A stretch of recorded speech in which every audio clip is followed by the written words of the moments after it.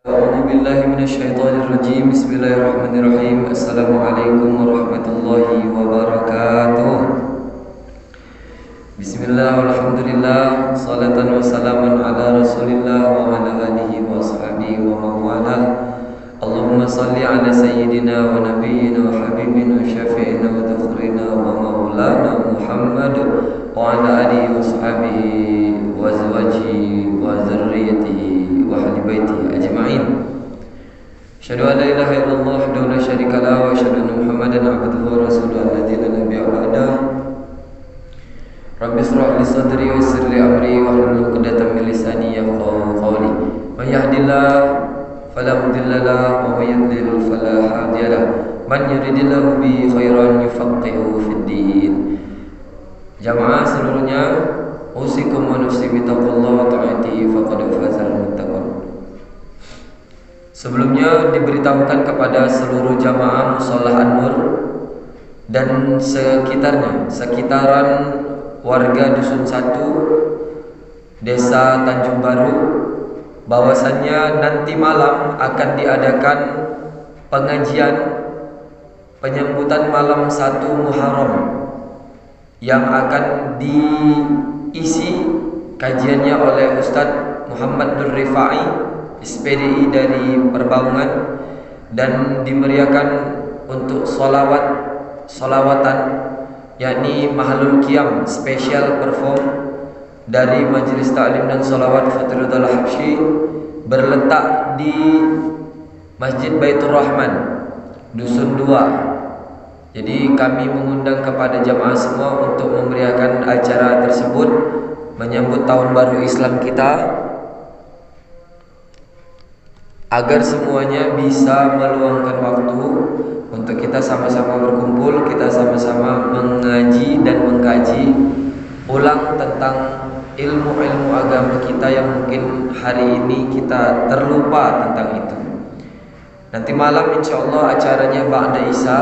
Bila mana Bapak Ibu ya Bunda semuanya, teman-teman abang kakak punya keluangan waktu, keringanan langkah, maka ayo hadir bersama dalam acara tersebut. Kita berkumpul bersama dalam majelis tersebut. InsyaAllah semuanya berjalan lancar. Kita berdoa tidak ada halangan apapun sampai acaranya selesai. Amin ya rabbal alamin. Baik,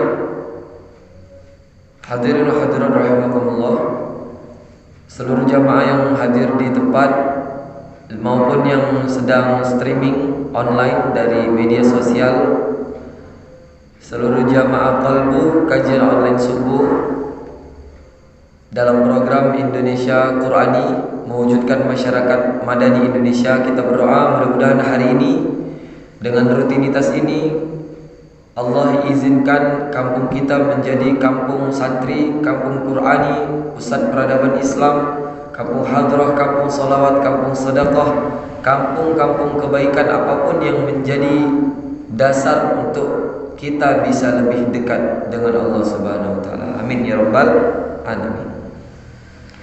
Bersyukur kepada Allah Subhanahu wa taala, hari ini mata kita masih berkedip, nafas kita masih terhembus, kaki kita masih terlangkah, tapi semuanya itu Allah izinkan kita untuk tetap berada di dalam kebaikan.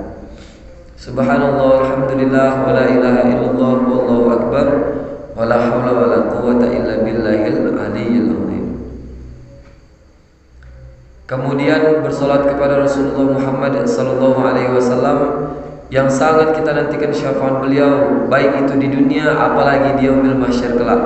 Karena satu salawat kita insyaallah akan mendapatkan satu syafaat dari Rasulullah Muhammad sallallahu alaihi wasallam.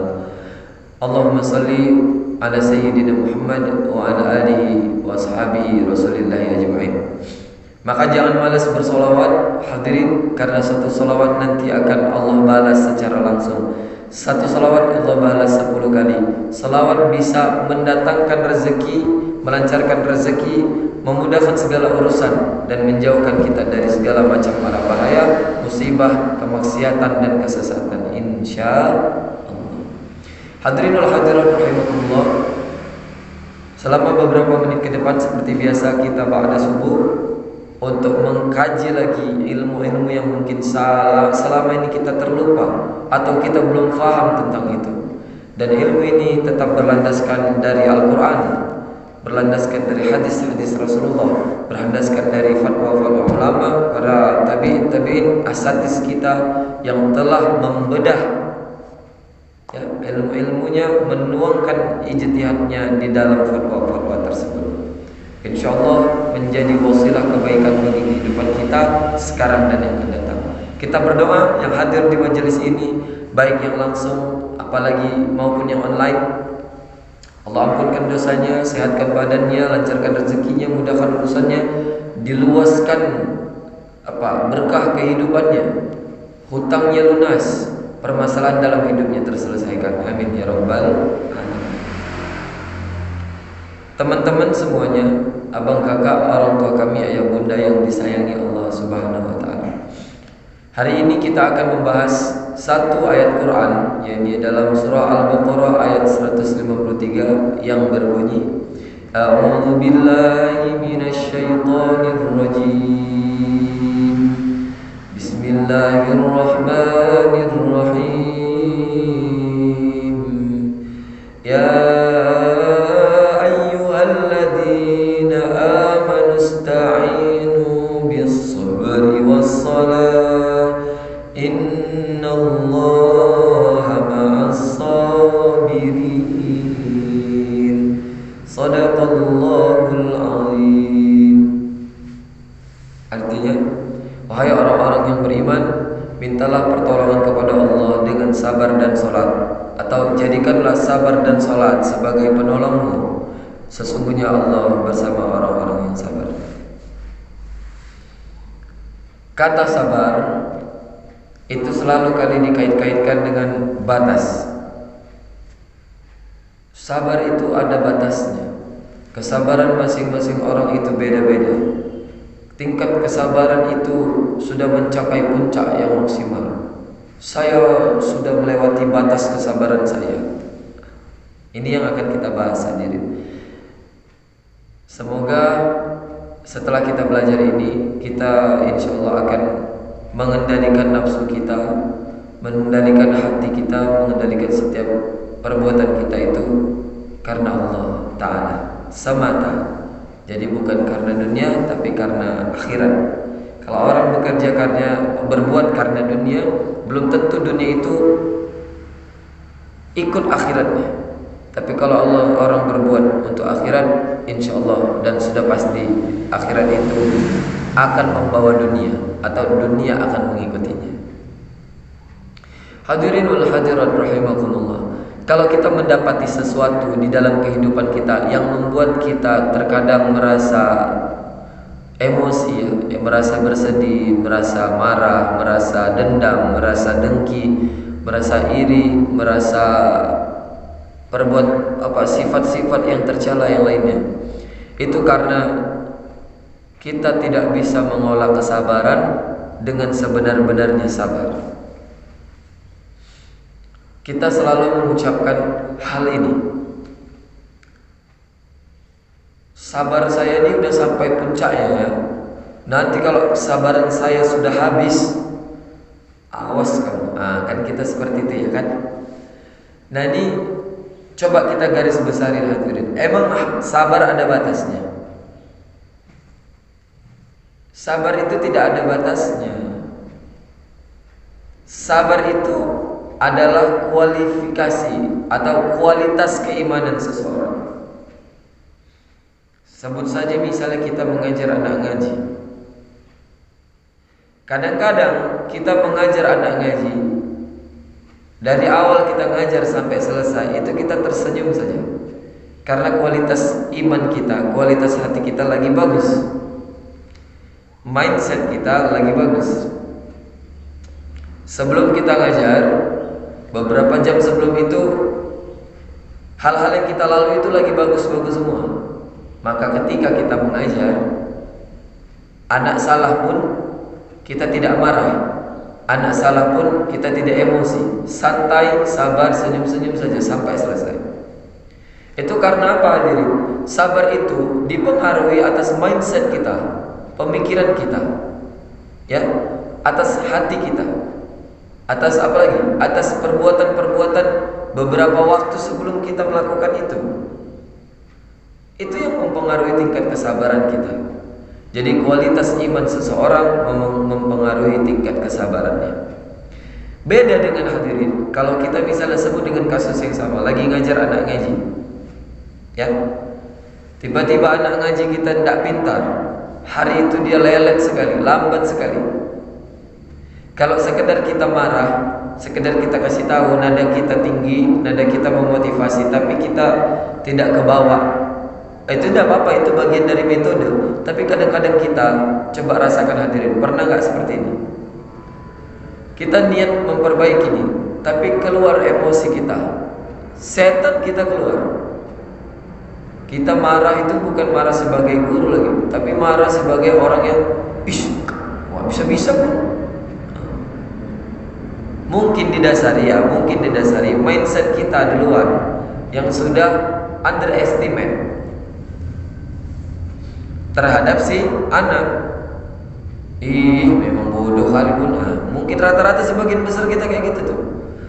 Memang bengal kali pun. Memang anak bawa ini. Nah gitu. Ini yang harus dijauhi hadirin. Mindset pemikiran kita yang buruk-buruk, husnuzon itu dijauhi. Itu nanti yang akan menyebabkan kesabaran kita akhirnya di level terendah.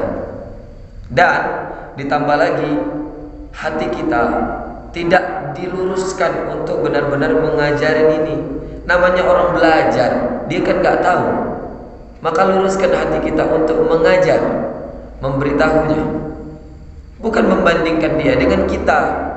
Lembat kali, aku dulu gak kayak ini. Itu namanya antum mau membanding-bandingkan. Kalau memang mau jadi guru, lurus, ajarkan. Tidak mesti kita ajarin hari itu, dia wajib tahu, bahkan setahun pun dia belum tahu, bisa. Tapi luruskan niat antum. Bukan hanya anak yang belajar saja yang lurus niatnya, tapi gurunya harus lurus juga mengajari seorang anak, supaya sinkron keduanya.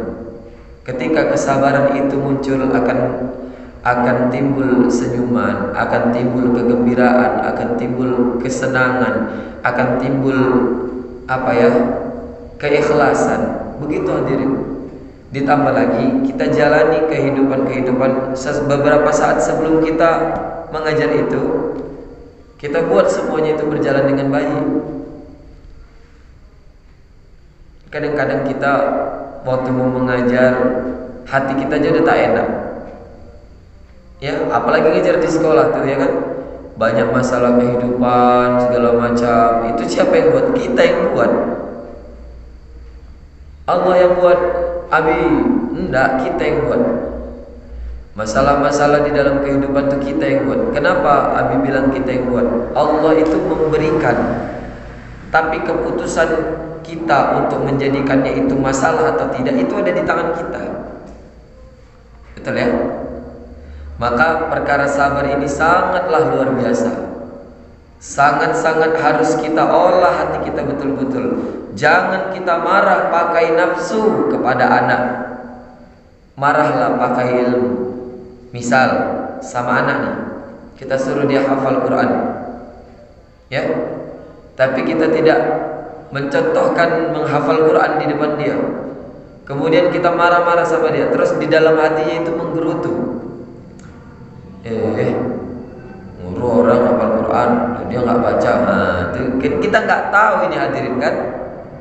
Kita bisa ngomong sama anak seenaknya, tapi mereka itu mencontoh dari apa yang kita buat. Jadi jangan kita paksakan kehendak kita. Kita marah, apalagi kesetanan. Mukul anak boleh enggak mukul? Boleh. Apa yang dipukul? Kaki. Apa yang dipukul? Tangan. Sekedarnya saja, jangan kayak orang kesetanan kita ya. Dipukul sampai merah, sampai berdarah-darah. Enggak boleh. Bagian wajah, kepala enggak boleh dipukul. Saya pernah dulu waktu kecil dipukul dia gara-gara ngomong jorok, mimisan hidungnya berdarah-darah, tak berhenti-berhenti. Kawan saya waktu kecil. Itu tidak boleh begitu ya. Itu namanya orang yang tidak tahu mendidik anak. Maka sabarlah dalam hal apapun. Mengajar anak ngaji, mengajar anak sendiri, mengajar di sekolah, menghadapi teman. Ya, kadang-kadang kita punya teman tuh lelet, masya Allah, ya kan? Menghadapi tetangga, apalagi menghadapi masyarakat kita itu lambat betul. Udah kita kasih tahu masih salah aja. Kalau kita marah itu wajar, tapi marah untuk memberitahu dia sebatas. Kalau marah yang melampaui batas berarti kita level kesabarannya down, tingkat paling bawah. Marah itu bisa disetting, tapi marah juga bisa kesetanan. Hati-hati hadirin. Ya, saya ngajar tuh sebagai guru BK kesiswaan. Itu saya kadang-kadang saya prank anak-anak itu dengan saya marah, tapi saya tidak kesetanan. Kadang kalau level keimanan itu lagi down, lagi turun, itu bisa jadi setan itu masuk. Betul-betul kita marah. Berarti kau ini betul ya, gitu. Sebenarnya gimana? Tidak kayak gitu. Hati kita, mulut kita mengatakan kata-kata yang tinggi, kata-kata yang menunjukkan kita marah, tapi hati kita tetap berserah diri kepada Allah. Itu yang benar marahnya. Untuk mengasih tahu bahwa kepada murid kita tadi itu salah, tak boleh dilakukan. Tapi tidak dendam, tidak emosi, tidak pakai hati marahnya, di mulut saja. Tapi yang apa di mulut itu dikeluarkan dari hati. Iya betul, cuman jangan kesetanan. Nah, sabar itu tidak ada batasnya. Sabar itu ada levelnya. Ya, jadi dirubah ya. Biar kita sedikit malu kalau marah, maka gampang kita melihat bagaimana level keimanan seseorang. Tidak boleh sebenarnya mengukur hati ya, tidak ada yang bisa mengukur hati seseorang.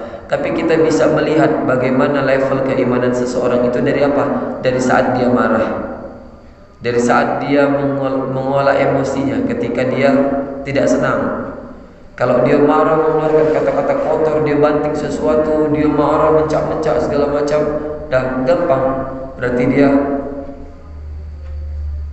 di letak yang paling bawah. Nah, kita insya Allah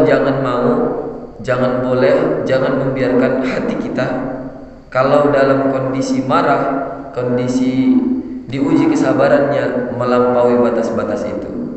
Kita sudah tahu, kita sudah paham, kita sudah di atas. Level kesabarannya sudah di atas. Alhamdulillah, Allah izinkan kita menjadi orang-orang yang imannya kuat. Maka jaga keistiqomahan itu. Jaga hati kita dari apapun itu. Jangan katakan, "Gak bisa aku emosi, aku darah tinggi aku apa ya namanya itu. Udah habis kesabaran." Jangan. Berarti antum tidak beriman. Nah, itu dia tadi. Kalau antum beriman, apapun yang Allah berikan kepada kehidupan kita, baik ujian itu dari siapapun, maka yakinlah ujian itu datangnya dari Allah Subhanahu wa taala. Paham ya? Ya. Man sabara zafiron. Nah, itu dia kalau kata-kata apa? Kata mutiara di lingkungan santri. Siapa yang bersabar, dia akan berhasil. Siapa yang bersabar, dia akan sukses. Siapa yang bersabar, dia akan gemilang. Siapa yang bersabar, dia akan menang. Itu pepatah mutiara yang harus kita tanamkan juga ya. Kalau kita sabar menunggu, tapi yang kita tunggu itu pasti. Kalau kita sabar menghadapi, tapi yang kita jalani itu pasti, maka yakinlah suatu saat nanti Allah akan berikan kebenaran dan kemenangan yang hakiki. Kemenangan itu bukan datang dari dunia, tapi kemenangan itu datang dari yaumul qiyamah, dari Allah Subhanahu wa taala. Bukan dari hubud dunia. Beda kesenangan dunia, antum akan dapatkan itu dan hilang cepat. Tapi kalau kita dapat kemenangan, ya kesuksesan di yaumul qiyamah, itulah kemenangan yang akan kekal selamanya, insya Allah. Sabar hadirin. Jadi ustadz sabar, jadi guru sabar, jadi pemimpin perusahaan sabar, jadi pengusaha sabar, jadi kepala rumah tangga sabar, jadi anak sabar, semuanya sabar. Sabar kita tidak ada batasnya, tapi sabar kita itu ada levelnya. Nah, jangan mau sabar kita di level yang paling terendah. Olah hati, olah diri, olah iman. Setiap hari kesabaran kita harus naik level. Insya Allah. Semoga yang sedikit ini bermanfaat. Kita tidak bisa lama-lama hadirin karena Habib mau lanjut lagi untuk pergi mengajar. Kita tadi mulai sedikit lama karena subuhnya kita semakin lama. Maka cukuplah 20 menit ini, mudah-mudahan bisa membawa pengetahuan khazanah Islam kita menjadi yang lebih baik, menjadi yang lebih tinggi lagi, menjadi yang lebih mulia di sisi Allah dan di hadapan manusia. Kalau seandainya di hadapan manusia tidak mulia, tidak apa-apa. Yang penting kita mulia di langit dunia, insyaallah. Kita tutup dengan doa kafaratul majlis. Subhanakallahumma wa bihamdika asyhadu an la ilaha illa anta astaghfiruka wa atubu ilaik. Doakan saya, doakan orang tua, doakan keluarga, doakan kita semuanya, semoga menjadi orang-orang saleh dan salihah, dapat keturunan saleh salihah, dapat pasangan hidup yang saleh salihah. Amin ya rabbal alamin. Lebih dan kurang saya mohon maaf, pada Allah kita mohon ampun. Assalamualaikum warahmatullahi wabarakatuh. Selawatan kita selawatan.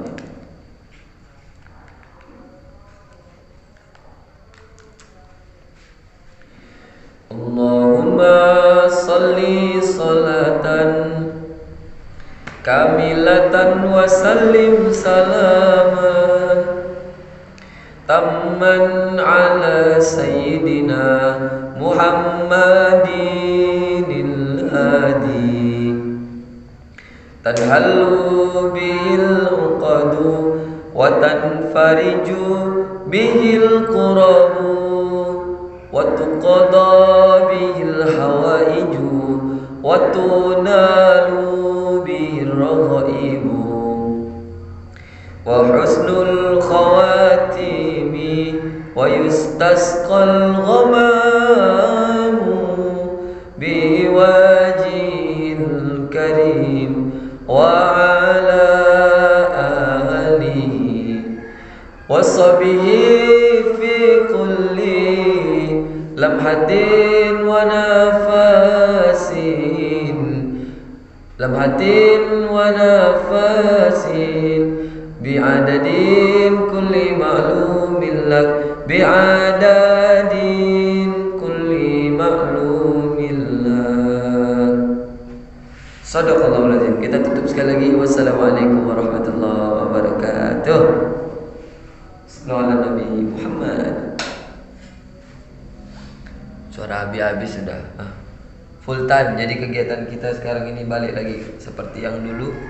Dari balik subuh kajian, siap kita beres-beres pergi sekolah sampai asar sampai maghrib kita ngaji sore, maghrib sampai isya kita sampai jam 9 ya, malam kita ngaji lagi. Jadi jam segitu sampai nanti tengah malam kita latihan sholawat, latihan hadroh atau majelis kajian rutin. Ya, setelah itu baru kita ngasih tugas segala macam. Jadi kalau ada anak-anak abi yang merasa hari ini banyak tugas apa segala macam, nah kamu akan mengalami masa-masa yang lebih berat dari itu. Sabar, ya sabar. Kamu akan semakin difahamkan tentang bagaimana berjihad, ya jihad fisabilillah. Kita sedang berjihad nih, berjihad di jalan Allah. Insyaallah Allah ridhoi kita semua. Amin ya rabbal alamin. Bye bye.